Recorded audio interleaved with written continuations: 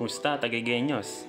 Pumunta nga pala ako dito sa All Home Taguig kasi may sorpresa daw sila sa akin. All Home Taguig is my first choice whenever I need to buy tools or appliances since malapit lang ito sa amin.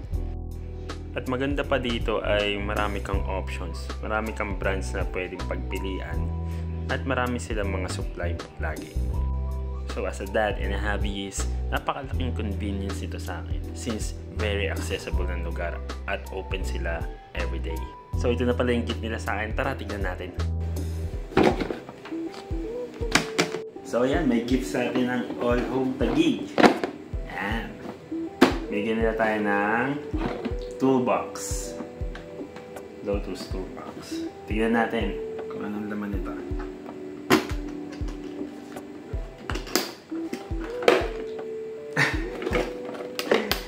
Andito yung sa loob. Yun! So, para siyang set ng tools, no? Na talaga namang magagamit natin sa ating mga DIY projects. So, yan, meron silang binigay na hammer. So, maliit lang siya, no? Pero very handy. Diba?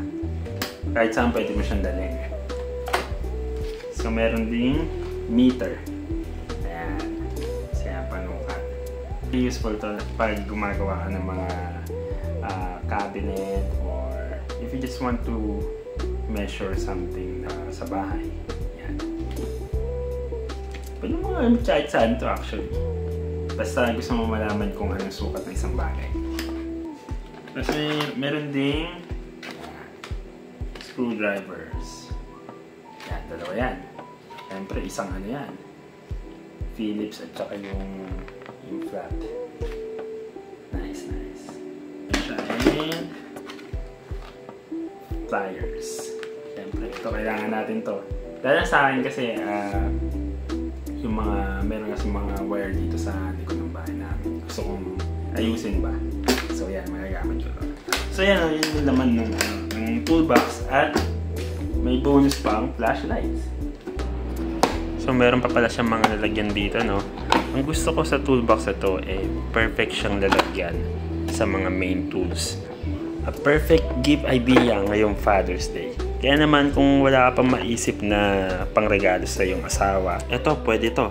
This is your best way to appreciate at least your husband ngayong Dad's Day. Being a dad is never easy. So sa lahat ng Tagigenya dads, I'm proud of you. So this is another way to appreciate all dads out there by going to Vista Mall Taguig and avail their free tool engraving for maximum of 2 tools. Please visit and like All Home Taguig on Facebook page to know more.